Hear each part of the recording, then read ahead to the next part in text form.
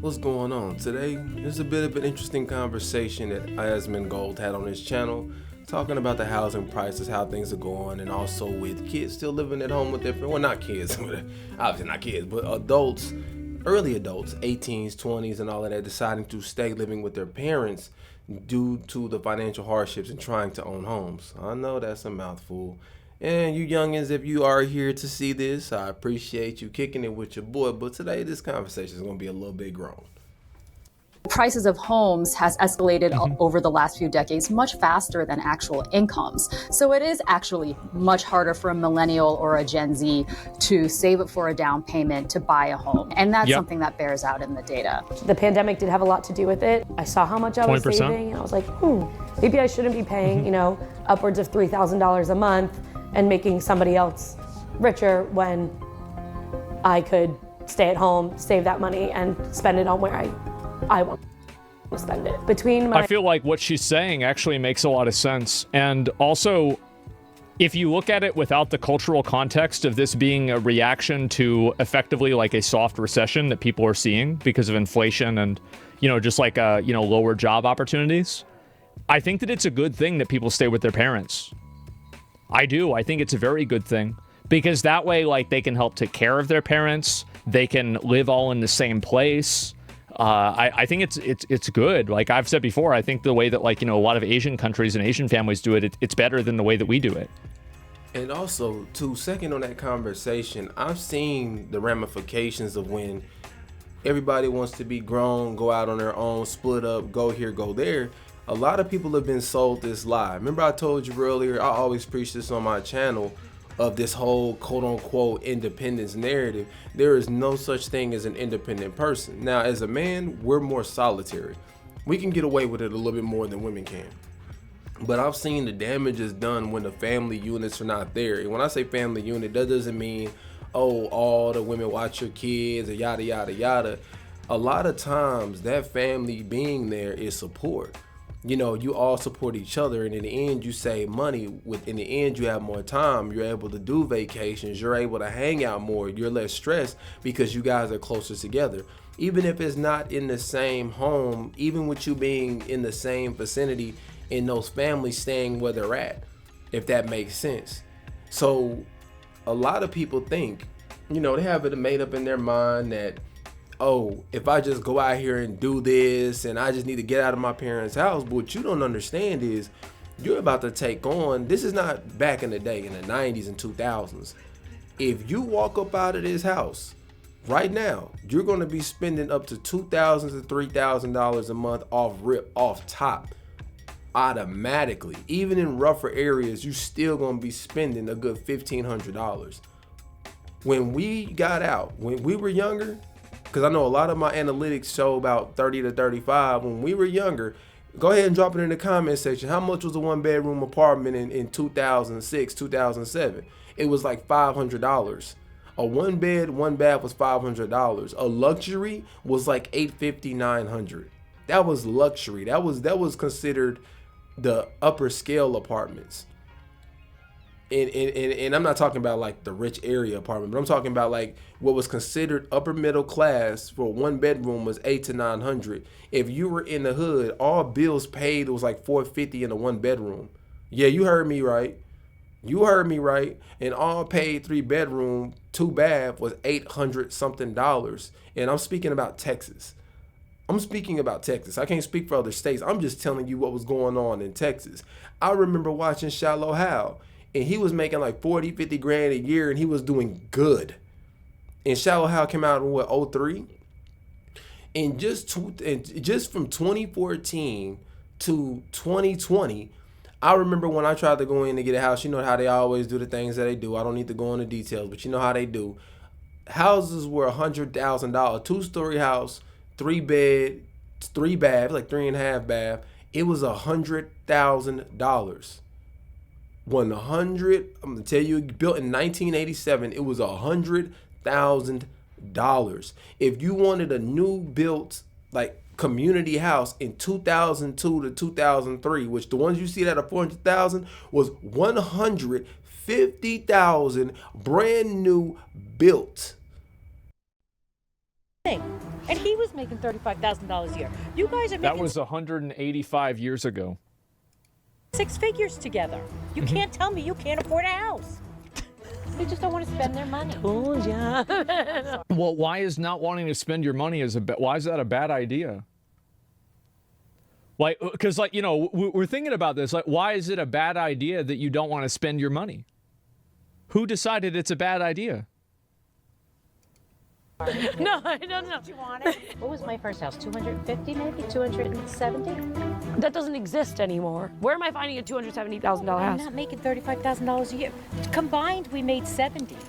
In 1995, $70,000 was the equivalent of $145,000 today. Yeah, that's basically the math I did. Yeah, look at that. She's like, oh, yeah, how about that? Oh, no. You ain't done getting cooked. You ain't done getting cooked because there's a whole bunch of y'all who sit around here talking like that. A whole bunch of y'all. Well, I don't know why you can't just save up and then compound interest and invest. Oh, word. So when your house costed that much, how much did food cost? How much did gas cost in 1995? Was it 89 cents? It was $1, right? It was nowhere near $3 and $3.50 and all that, right? If I recall, because I was there. I mean, you could usually put $10 in the car and get damn near half a tank or almost a full tank of gas. Like you were almost, if you used to be, remember that meme where they be like put 5 on it? That 5 used to get you like 2 to 3 notches back then. And then don't forget, when you went to college, you can still get a pretty decent job and make decent money. And college didn't cost nearly as much money.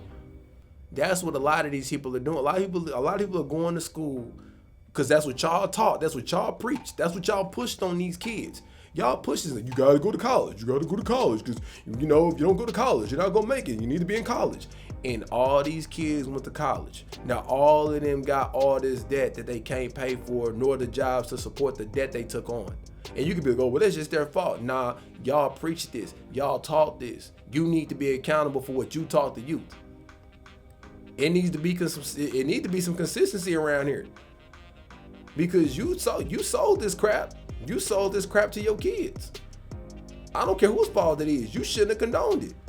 What in your mind told you the smart thing to do was to send my kid to the wolves for them to get $70,000 something of college debt and preach that to them like that's what they supposed to be doing. And then after that, they need to move out and get a house and they don't want to spend their own money. That don't even make sense. Some of y'all have been living in your privilege for so long, you forgot what the real world looks like. All you know is what you see. And I constantly got to get on to people about this. That's why I always stay in the mud. I stay in the mud so I don't ever forget where I came from. So I don't ever forget what people really go through. I don't give a damn how successful I ever be. I'm always going to go to work. Because I don't ever want to wind up like one of these celebrities or one of these people who got all this privilege. Because what happens to people is they get comfortable, they get privileged, and they forget where they came from. And when they do that, it screw everybody else. Oh, I did it, so you should be able to do it. Man, y'all just as bad as these bogus ass coaches. First thing first, I wake up at 4 in the morning. I work out for an hour. Then I make myself avocado toast. Then I work for another 2 hours. After that, I read a book. And after I read a book, I go for a run. And after I go for a run, I go on a 22-minute date, so it's not too long. After that, I invest $100,000. I give my kid a $300 allowance a month. And then when they do that, they'll save that and they can get their own house by the time of 17. Man, shut your ass up. Shut your punk ass up. That is not. If that was the case and it was that damn easy, everybody would be doing it. Everybody would be doing it. The way this system was set up was for most people to fail and be subservient to the select few who has power and money. That's how this was set up. Let's not get it confused. This is not set up for people to win. This is set up for people to, well, you know the word I want to use, but I'm not going to use that. I'm not going to use, you know the word I'm talking about. Indentured servants. Involuntary indentured servants, giving you the illusion that you chose it. You didn't choose it. You got pushed into it involuntarily. That's the truth. Let me let them go ahead and continue though. Any sort of housing policy needs to be multi-pronged. Are there homes that are at the price point of these prospective home buyers? The problem is people buy up these houses and like a lot of these houses are rented out. So like you can tell and figure this out when you look at like for example, what's that fucking place where you can rent a house? It's not Uber House. It's not DoorDash. What's it called again? Airbnb. There it is. Airbnb. Like if you look at how many houses that are Airbnbs now and that are basically being turned into like money printers, the amount of people that are owning houses, and like I'm not talking about like just BlackRock owning a bunch of houses. I'm talking about like individual people who own like 2 or 3 houses and then they farm them out to people. This is massive. It's a massive fucking industry. Like I live in Austin, Texas, and somebody showed me the amount of like houses that were like that like 10 years ago maybe versus now, and it's just a night and day difference. Limit the amount that somebody can own. I don't know. I mean, like, I'm not sure what the solution for it is, but I think it's definitely that basically people that have a lot of capital are able to buy up a lot of property, and then they're able to exercise that ownership in a way that feels oppressive to people that don't have the capital. And see, that's a very difficult conversation, because then if you add limitation on it, then it's no longer capitalism. And when it comes to capitalism, there's no control over how much somebody can buy or how much they can own. But then if you do regulate it, then you're going to fall under, communism or socialism, which those systems, we've seen how those work out. And also it will not incentivize people to want to do anything when they're pushed in. Does that make sense? It will make them not want to do anything when no matter how hard they work, they can't move, they can't get anywhere. So they're going to do everything minimal. Because if a person cannot move up, everything that they do will be minimal. And a lot of people are upset about the way a lot of these things are, but a lot of these people who wind up in the same situations of power do the exact same things that people did to them. So this is really what I'm here for, just to give a perspective for people to understand that actions have consequences. And me, I'm not for one way or the other. I'm in the middle ground. I don't agree or disagree, because in the end there is no just this is the answer for that problem. There is no solid answer for the problem. But the one thing that you'll know is the people who have more power will always dominate over those who have less, until the ones with less revolt. And then that's how you end up with war. And honestly, that's really what it's going to be headed towards, because every time people get power, they always wind up oppressing people, leaving them with nothing. And the more people you have in power, the more oppression, because when it's a few people in power, the oppression is kind of spread out a little bit. But when you have multiple oppressors, it's a whole lot different. It hits a whole lot harder. And at this point, there's too many oppressors. You have financial oppressors, you have job replacement oppressors. Like, you got positions to where people can't have or do anything. And a lot of times I do hear this where people say, you could just work harder. That's not possible. Some people work their butt off every single day and still don't wind up going anywhere. Now, could it open up your opportunity or make it a little bit better for you with working hard? Yes. But at the end of the day, everybody is not going to win. Everybody can't win. And it's cold. It's a cold game. Now, as far as those properties, honestly, I don't, it's hard to say, okay, you can only own the one that you're living in, or you can only own the one that you're living in and one other one, because that's why property taxes are in place. Property taxes are in place for that reason. Because if you own that property, you have to pay to own all that extra property. So it's fees on top of fees, so you can't, because so basically the more you own, the more you're gonna pay. But then also there's loopholes. So man, it's a very rough situation in general. But one thing, this is one warning that I want to issue for anybody who's doing this, or they want to live an overabundant lifestyle and being greedy. I get it, and like I said, I understand competition and capitalism. But you also need to understand what happens on the other side when people ain't got nothing. When you're overindulging, remember I always preach this on this channel. Stop overindulging. Stop getting and taking more than you need. I'm not saying no, it shouldn't be possible to work and have more. There's nothing wrong with that. But it gets to a point to where people overindulge so much to the point to where they'll stop working. And they're like, what can I do to where I don't have to work? Next thing you know, they probably work their way up there. They probably work their way to the top. But when you start living a lifestyle where you don't really do anything all day and you maybe work 1 hour a week, you only want more and more. Like, man, I really don't want to do nothing at all. I really don't want to work at all. I just want to do what I want. And then once you do that, it adds corruption to you. That's why you could never stop working. You always have to work, because that greed and that overindulgence will make you start abusing people. Because to be honest, if you're making, there should be no reason that if you're making over $70,000 a year that you should be out here now I need to make 250. Oh, I need to make 400.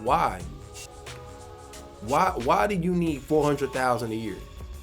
And I'm not saying it like they shouldn't be able to make it, but why do you need 400,000 a year if what you're doing is going to affect somebody else making money? Why? So you can live luxurious while other people suffer behind your selfishness? Most people don't care about living like that. Most people just don't want to live check to check. Most people just want to be able to take a vacation from time to time. Most people don't want to dominate the world. They just don't want to be out here slaving, getting nothing. They don't want to be out here working hard and not being able to afford nothing. That's what most people want. Like 90% of people want that. There's those few that want all that other stuff, but there's not a lot of people, bro. And now y'all about to take their jobs too? Like, what do you think is gonna happen? And I don't even want to say it, but you know what I'm getting at. If you know history and what happens when a bunch of people feel like they can get nowhere and they feel abused and they feel like they're being starved out, they're gonna react in a hungry way. And you're not gonna like it. And when they react, everybody's gonna pay the price for what y'all are doing. Because they're not going to be like, oh, well, this person selectively oppressed me, so I'm going to go specifically after them. And, oh, people from this specific location own this. No, bro, they're going to take it out on everybody. They're going to take it out on anybody who got a home. They're going to take it out on anybody who's making good money, even though you just worked for a company. You didn't even do nothing. You just went to work every day. You still technically almost living check to check too, because you got to live in a certain place to be able to afford to even go to that job and make it there on time. But that's going to get taken out on them too. So everybody's about to suffer because a few people crossed the line. And by a few, I mean, obviously a few is not 2 or 3. Obviously a few is like 30, 40 something thousand plus people. But when I say few, 30, 40,000 is dropping the bucket to 20, 30 million, if that makes sense. But while y'all 20, 30,000 people owning up everything, buying up everything, so you can go around and be lazy and drink champagne on yachts and do all kind of ridiculous crap, everybody else is gonna suffer from that. And I hope things get better. I hope, everybody's able to people just want a decent life. People ain't asking for much. The biggest complaints that I see is, I can't own a home. I can't afford to get anything with a full-time job. I can't afford a new car. That's what I'm hearing as the complaints. I've never heard nobody say, man, I can't go to Dubai. Like, I've never, it's like the complaint. People's complaints are like, man, I can't skydive and go on cruises every week. That is not people's complaints. People's complaints are, I cannot afford to live. Not like even get a house. I can't even afford to rent an apartment. Like that's people's complaints. That is not unreasonable. Like, people just want to be able to live and not have to stress about will they be able to pay their bills while working full time. And now they about to, it's a chance they're going to lose their jobs to AI. It's a chance they're going to lose their job to robots. And they're just supposed to take that. I'm just whoo. Well, every day, fool, we get closer to the darn Terminator movie and our robot, man. Y'all just, It's crazy, fool. And the craziest thing is like when you see the train on the way to wreck, and it ain't even going that fast. That's what's bad is this train wreck is on the way, and we're watching it in slow motion.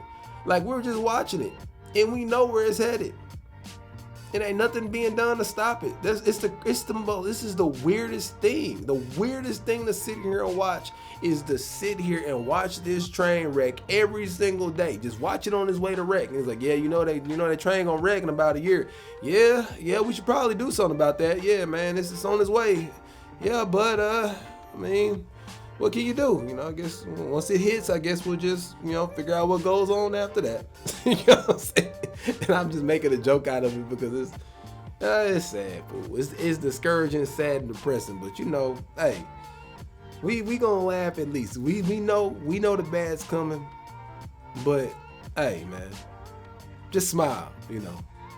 Just smile. I'm not gonna do the plug yet. I know you probably thought I was gonna do it. I ain't gonna do it, man. I ain't in the mood to play for real. Like I'm gonna leave it with a laugh. but yeah, man, just smile, fool. But if you kicked it with your boy this long, I appreciate you hanging with me. Links in the description below, like always. And in the meanwhile, I'm out. Have a good one.